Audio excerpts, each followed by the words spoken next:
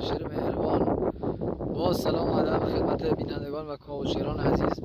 به یک محیط باستانی اومدیم، یه محیطی که کاملا باستانی و محیطی بسیار بسیار گرانبها.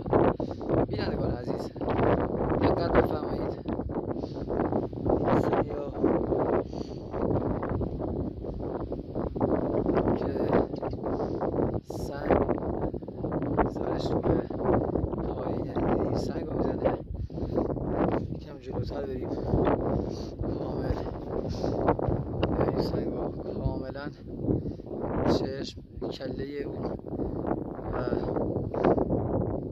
و که این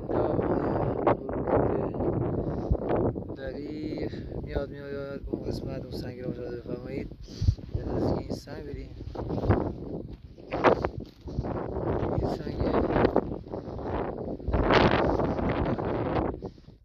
سنگ کاملا اسکنرا مشخص.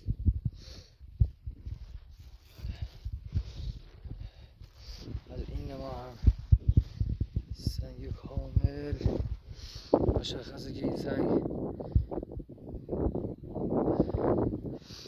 دوباره قدر فهمید. سنگ دقیق سر سنگ